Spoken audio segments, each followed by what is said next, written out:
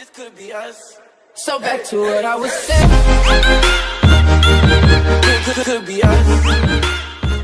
Assalamualaikum warahmatullahi wabarakatuh.